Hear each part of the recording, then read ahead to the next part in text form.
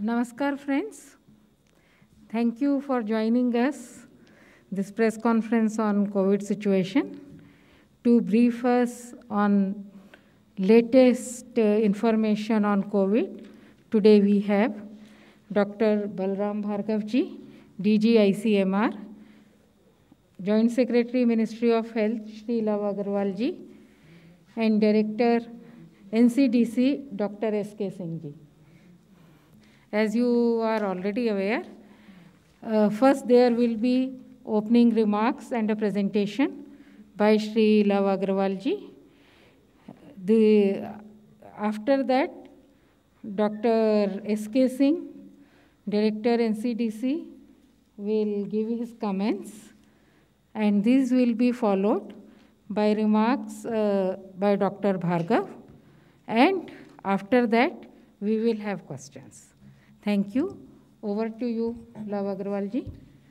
Good evening friends, हम आपको कोविड-19 की वर्तमान परिस्थिति के बारे में बताना चाहेंगे। अगर हम विश्व की परिस्थिति देखें तो पाते हैं ऑन एन एवरेज विश्व में 33 लाख के करीब केसेस पिछले एक हफ्ते में रिपोर्ट हुए हैं और एक्टिव केसेस की संख्या अगर देखें तो करीब 6.8 crore cases across the world active cases की दृष्टि में आते हैं। पिछले 24 घंटे का यानी कि 25 जनवरी का अगर डेटा देखें तो अप्रॉक्सीमेटली 35.59 लाख रिपोर्ट केसेस विश्व में रिपोर्ट हुए हैं, जो कि इससे पहले के जितने देश विश्व में सर्ज हुए हैं उससे काफ़ी अधिक संख्या में केसेस अभी रिपोर्ट हो रहे हैं। जहां एक स्थाई पर विश्व में काफ़ी अधिक संख्या में केसेस नोट किए जा रहे हैं, वहीं साथ ही कुछ देशों में एक रिड्यूसिंग ट्रेंड इन केसेस भी नोट किया जा रहा है। जैसे कि उदाहरण के रूप में अगर हम देखें तो यूनाइटेड स्टेट्स में जहां 10 जनवरी के समय पर अप्रॉक्सीमेटली 13.7 लाख केसेस एक दिन में रिपोर्ट हुए थे, वह अब कम होकर करीब 5,15,000 केसेस के करीब हो चुके हैं। इसी तरीके से यूनाइटेड किंगडम में जहां 2 लाख के करीब केसेस आए थे 4 जनवरी को, वह घटकर अब 94,000 के करीब हो चुके हैं। ग्रीस में और इसी तरह साउथ अफ्रीका में अगर आप देखें तो जहां 12 दिसंबर पर एक distinct peak in terms of 37,875 cases note की गई थी, वह अब घटकर करीब 3,197 केसेस हो चुकी है। अगर हम इंडिया के परिप्रेक्ष्य में देखें तो पाते हैं कि इंडिया में total active cases as on today are around 22 lakh and average daily cases देश में जो रिपोर्ट हो रहे हैं 3 लाख के करीब पिछले एक हफ्ते में नोट किए गए हैं। इन्फेक्शन का स्प्रेड अभी भी काफ़ी अधिक संख्या में नोट किया जा रहा है। Overall case positivity across the country पिछले एक हफ्ते में 17.75% के करीब नोट की गई है। अगर हम पिछले 24 घंटे का डेटा देखें तो पाते हैं कि 3 लाख से कम संख्या में यानी कि अप्रॉक्सीमेटली 2.86 लाख केसेस देश में पिछले 24 घंटे में रिपोर्ट किए गए हैं। इसी के साथ ही अगर हम स्टेट वाइज एनालिसिस करें तो हम देखते हैं कि देश में अभी 11 स्टेट्स ऐसी हैं जहां पर 50,000 से अधिक एक्टिव केसेस हैं और 10,000 से 50,000 तक के बीच में एक्टिव केसेस वाली संख्या ऐसी स्टेट्स की 14 है और 10,000 से कम एक्टिव केसेस वाले स्टेट्स की संख्या 11 है।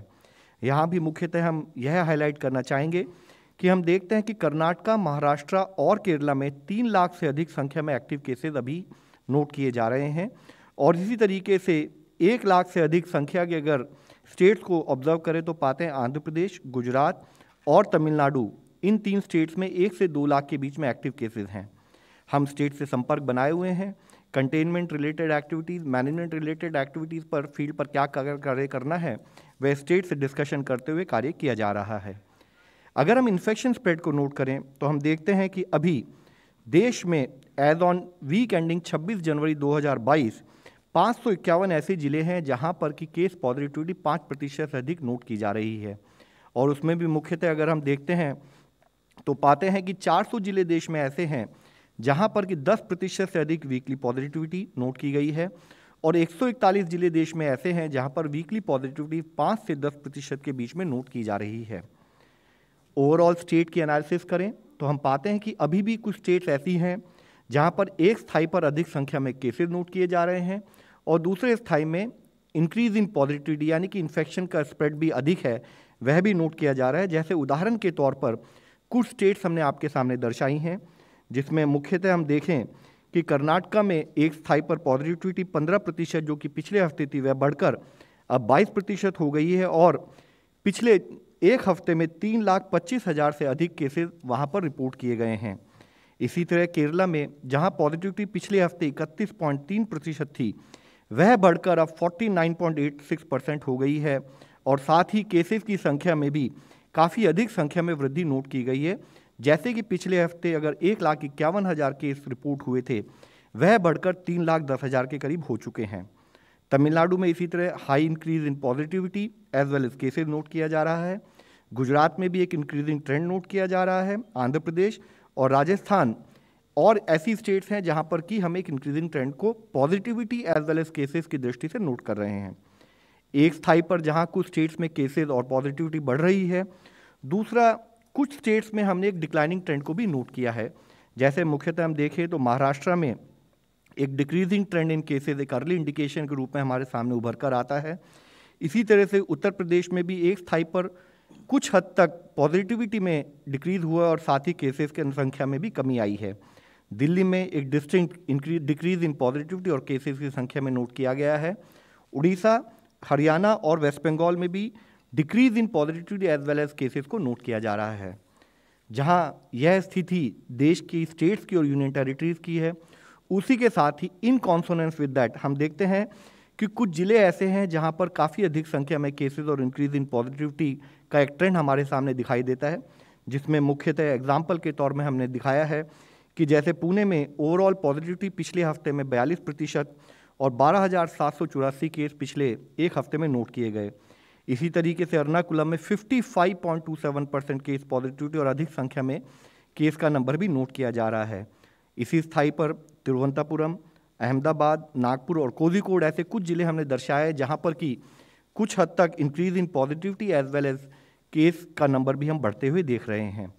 इसी तरह से देश में कुछ ऐसे भी जिले हैं जहां पर हमें डिक्रीज इन केसेस और डिक्रीज इन पॉजिटिविटी जो कि एक पॉजिटिव ट्रेंड है वह भी दिखाई देता है, जिसमें मुख्यतः हम आपके सामने दिखाना चाहेंगे मुख्यतः बेंगलुरु अर्बन, चेन्नई, गुरुग्राम, थाने, लखनऊ, मुंबई, खोर्दा और गौतम बुद्ध नगर ऐसे जिले हैं। एक स्थाई पर जब देश में ओवरऑल केस मैनेजमेंट पर कार्य चल रहा है, दूसरे स्थाई पर उसी तरीके से सुचारू रूप से एक एफर्ट वैक्सीनेशन कवरेज का भी चल रहा है और अब तक देश में 163.84 करोड़ डोजेज टोटल एडमिनिस्टर की जा चुकी हैं, जिसमें से 88.98 करोड़ डोजेज देते हुए 95% of eligible population above 18 years को हम देश में कवर कर चुके हैं। इसी तरह से उसमें से जो एलिजिबल लोग हैं उसमें 69.52 करोड़ डोजेज देते हुए 74% ऑफ पॉपुलेशन अबव 18 ईयर्स को हम सेकेंड डोज के द्वारा भी कवर कर चुके हैं। देश में एक नई प्रक्रिया के रूप में प्रिकॉशन डोज जो शुरू की गई थी 60+ लोगों के लिए जो कोमॉर्बिड हैं, उसमें अब तक 97.03 लाख डोजेज दी जा चुकी हैं।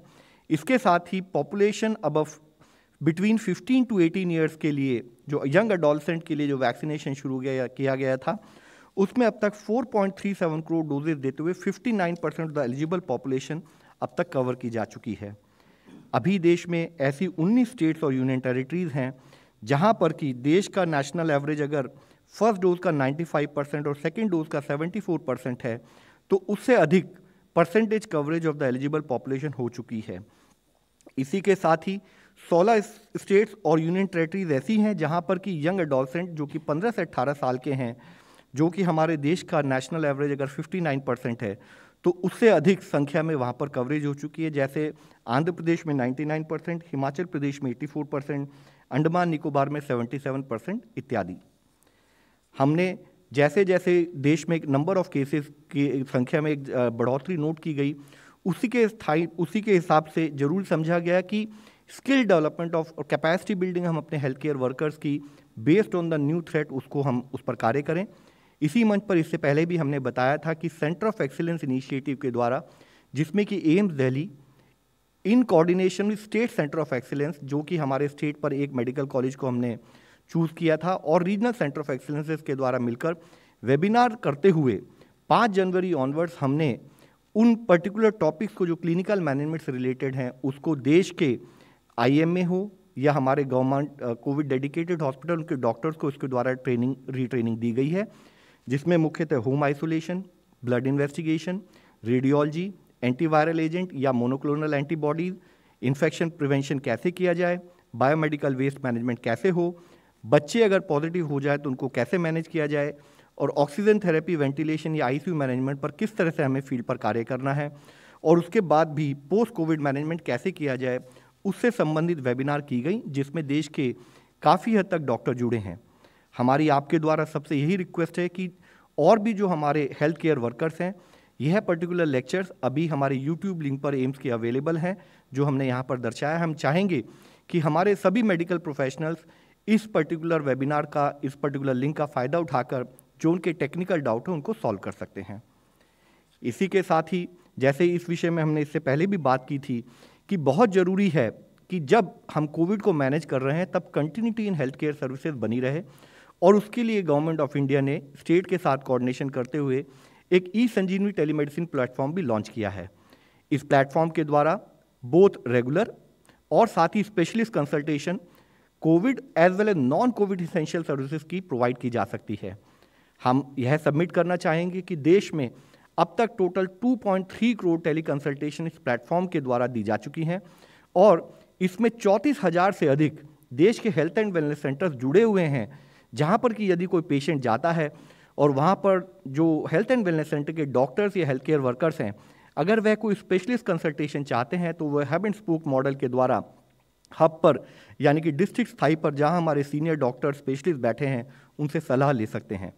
इसी के साथ ही, क्योंकि काफ़ी हद तक पेशेंट्स को भी, हमारे सिटीज़न को भी कुछ हद तक रेस्ट्रिक्शन होना या इन्फेक्शन प्रिवेंशन से बचने के लिए उसके पार्ट के रूप में अगर वह घर पर अपनी कोई कंसल्टेशन लेना चाहें तो वह उसको मोबाइल एप्लीकेशन को डाउनलोड कर सकते हैं, और डाउनलोड करने के बाद वह डायरेक्ट कंसल्टेशन कर सकते हैं डॉक्टर से अपने घर पर रहते हुए। इसके लिए हम आपको बताना चाहेंगे, आपके द्वारा सबको रिक्वेस्ट करना चाहेंगे कि यह पर्टिकुलर हमारी एप्लीकेशन ई-संजीवनी OPD.in पर अवेलेबल है। यह एंड्रॉयड के प्ले स्टोर पर भी अवेलेबल है। कोई भी सिटीज़न इनको डाउनलोड कर सकता है, और मुख्यतः होम आइसोलेशन में जो पेशेंट्स हैं वह इसको एप्लीकेशन को डाउनलोड करके इसके द्वारा डॉक्टर से संपर्क बना सकते हैं, अपने लिए रिक्वायर्ड टेक्निकल गाइडेंस ले सकते हैं। यह प्रोसेस जो OPD एप्लीकेशन का है बहुत ही सुलभ है, बहुत ही सिंपल है। इसमें जब आप इस एप्लीकेशन को डाउनलोड करते हैं तो आप केवल अपना वेरीफाई कीजिए, मोबाइल नंबर जो है आपका, मोबाइल नंबर वेरिफिकेशन करने के बाद आप एक टोकन जनरेट कर सकते हैं। यह टोकन होगा कि आप क्यू में कौन से नंबर पर हैं, और उसके बाद जब आप लॉगिन करते हैं उस टोकन के साथ, आप अपने टर्न की वेट करते हैं। जो भी अवेलेबल डॉक्टर्स उस टाइम OPD सर्विसेज देने के लिए अवेलेबल है, उनकी लिस्ट आपके सामने अवेलेबल होती है, और आप उनसे